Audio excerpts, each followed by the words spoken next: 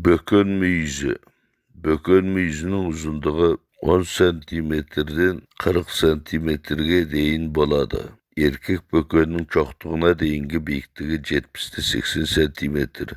Urgaşı bökön 60-74 сантиметр болып, erkek bökönünün alasıla болады. Erkek bökönünün salmağı 29-37 kilogram. Bası үлкен, тұмсығы жуантық болады. Bökön sezgіш, жүйрік, көзі үлкен, құлағы кішкене, маңдайы дөңгіл, сирақтары жіңішкелеу, тұяғы ұзын, құйрығы қысқа жануар. Жүні қысқа, нығыз орналасқан, қоңырқай сары түсті. Кеуде және сирақтарының ішкі жүні ақшыл түсті болады. Еркек bökönнің екі мүйізі тік өседі. Мүйіз түбі қою сары түсті. 20-дай сақиналы қыры бар. Мүйізінің ұшы қызыл сары түсті болады. Urgaşı bökönде мүйіз болмайды. Құмды, бадамшалы жерде мекен етеді. Жазда ен даланы, қыста сексеуілді, тораңғылы, қақты жерлерді мекендейді. Bökönді жылдың 4 мезгілінде ұстауға болады. Оны ұстаған соң мүйізін түбінен арамен кесіп алып, емдік үшін сақтайды. Bökön мүйізін суға чылап, жібігеннен кейін көлденеңінен жапырақтап турап сақтайды. Және мүйізді түрпілеп, ұсақ дәрі жасайды. Ем болатын аурулары талмадан аяқ сіресіп, талмау сырағанда bökön мүйізінен ақшоғынықтан, чикі оймақгүлден қайнатып ішеді.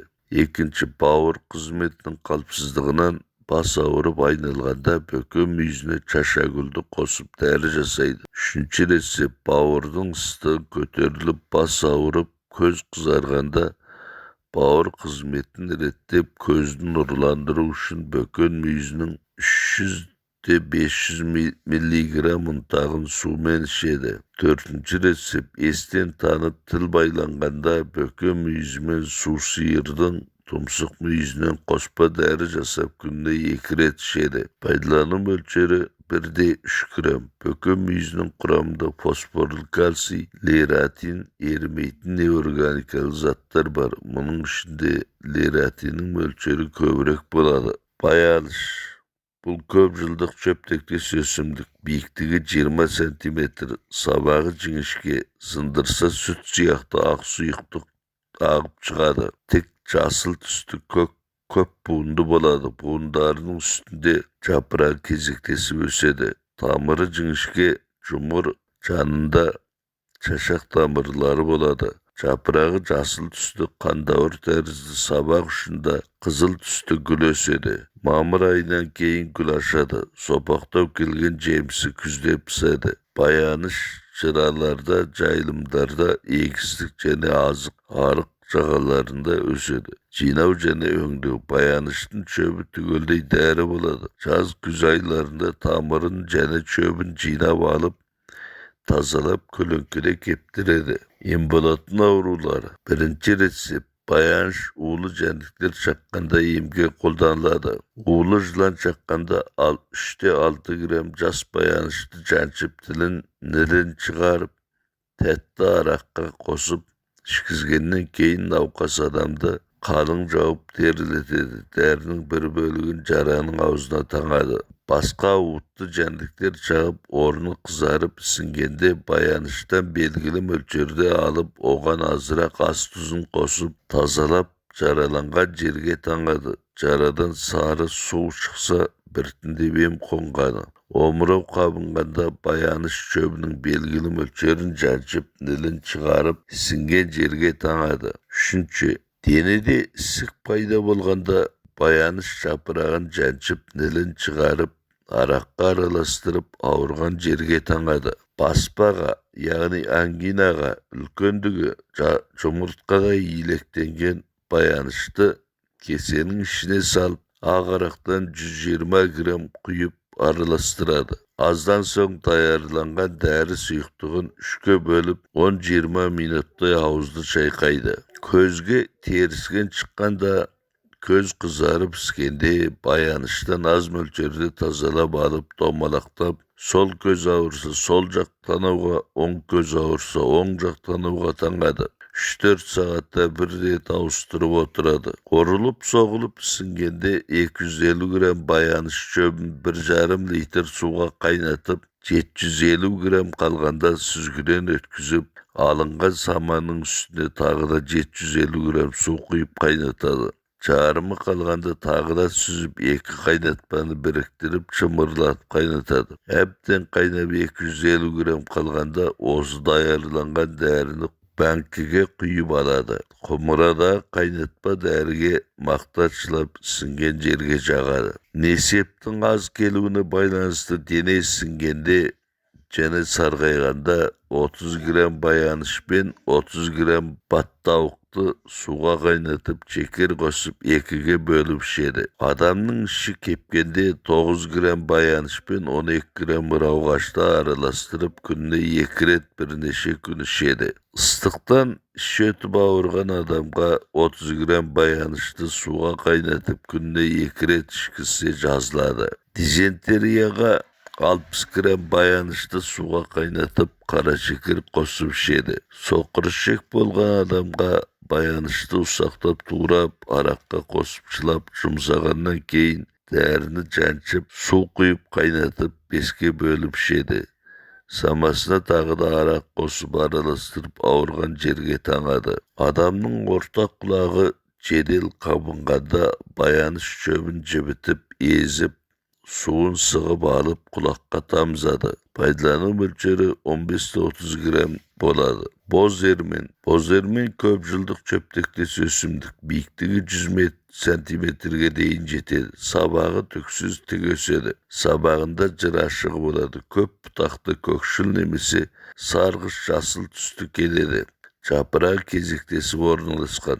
Sağaksız bütün jiyekli çapırağı tasma tərizli nemisi qandavır formalı boladı. Çar tərizli çok bas sarı gül çoğuru kürdölü çaşak kusap ornalaşadı. Gülü tütükçe tərizli sarı boladı. Biyik dağdın gün göyümen atızdın ağızlarında ösedi. Boz ermenin yer üstü bölgünün değer jasaladı. Ermende caz mavsumunda gül aşudan burun oğrup alıp kölönküde keptirip jasagan kezde usaqtap tuğraydı. Embolatın avruları tımav tiygende 30-60 gram boz ermende suğa kaynatıp şedi. Tımav jetölünde 12 gram boz ermende 3 gram kızılçanı 6 gram usaq japıraktı calbızda 6 gram kızıl miyanı suğa kaynatıp şedi.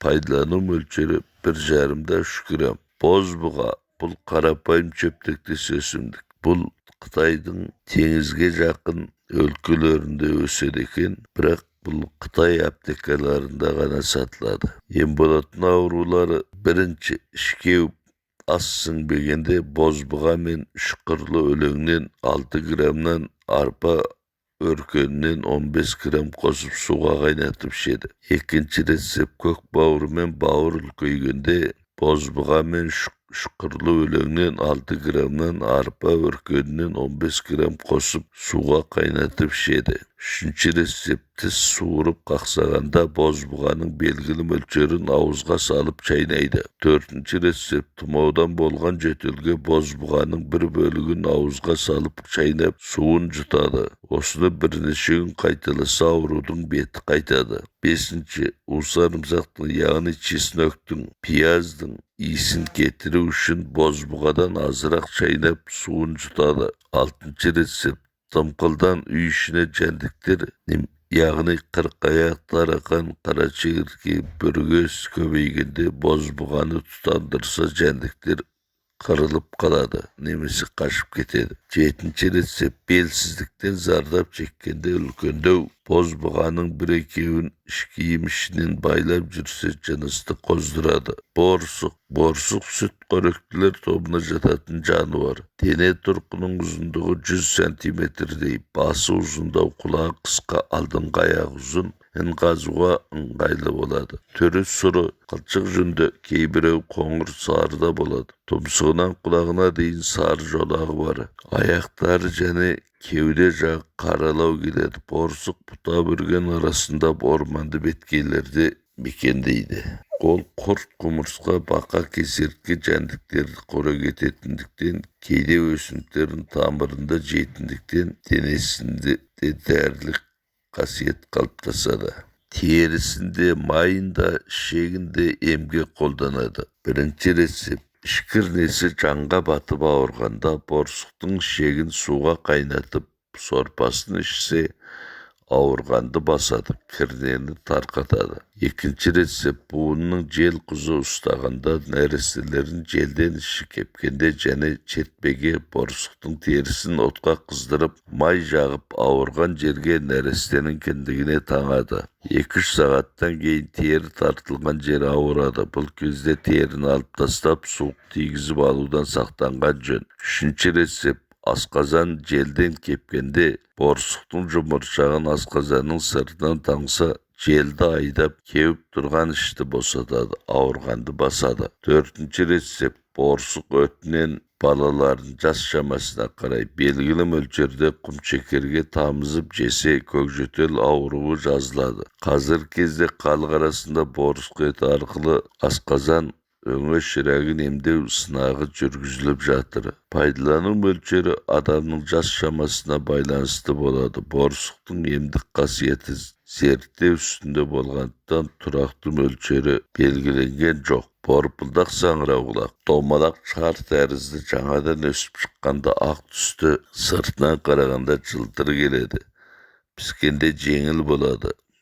Сырты қоңыр борпылдақ қабығы қағаздай жұқа, ішіндегі сары күрең түсті тозаңы жарылғанда түтін тәрізденіп шығады. Саңырауқұлақ орман арасында тау беткейлерінде, жайлаудағы көшкен жұрттардың маңайында дымқыл жерлерде өседі. Күзде сыртында қабығы сарғыш күрең түсті болғанда жинап алып сақтайды. Бірінші рецепт. Тігішектен қан келгенде вазелин жағылған дәкеге борпылдақтан сеуіп, қан шыққан жерге басады. Екінші рецепт. Жараланып қан аққанда жара аузына борпылдақты сеуіп, біраз басып тұрған соң дәкімен таңып байлайды. Үшінші рецепт. Бадамша без қабынғанда борпылдақ саңырауқұлақтан 3 грамм, сары марал чөптен 6 грамм, қызыл миядан 6 грамм, жалбыздан 3 грамм, қоңырау гүлден 6 грамм араластырып қайнатып ішеді. Төртінші рецепт. Табан мүйізденгенде борпылдақтан 3 грамм, иісті тамырдан 3 грамм,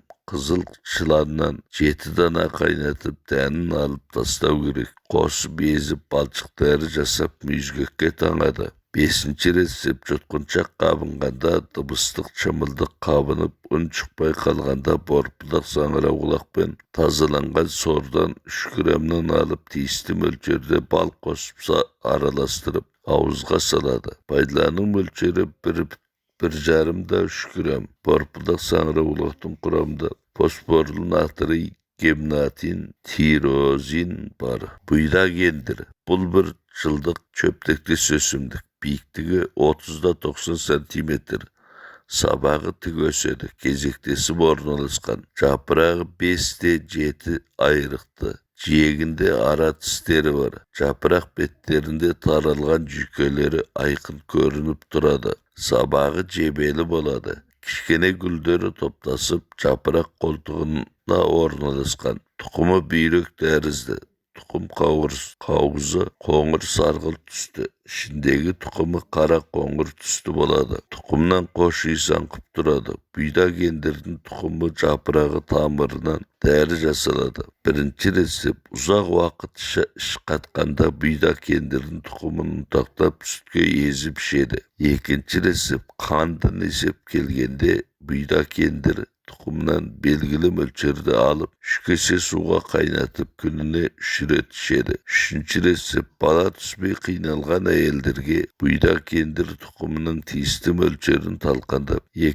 кесе суға қайнатып, жарым кесе қалғанда ішеді. Нәресте іште үлгі өліп қалса, бұйда кендір тұқымының бір үлесін 150 грамм есек желімге қосып, 5 кесе суға қайнатып, 2 кесе қалғанда ішеді. Төртінші рецепт. Ананың дене әлсіздігінен іштегі бала түспегенде 90 грамм saysağız ben bir өлөс бүйда кендір тұқымын 7 кесе суға қайнатып, 2 кесе қалғанда 3-ке бөліп ішеді. 5-ші рецепт омырау безіне сүт толып сыздап ауырғанда бұйда кендір тұқымы мен шықылдақ тамырын тең мөлшерде талқандап ішеді. 6-ші рецепт чүмектеп терілегенде 9 грамм бұйда кендір тұқымын суға қайнатып шекер қосып ішеді. Пайдалану мөлшері 6-да 15 грамм. Бұйда кендірдің құрамында май, белок және түрлі қанттар бар. Бұйда кендірдің жапырағы.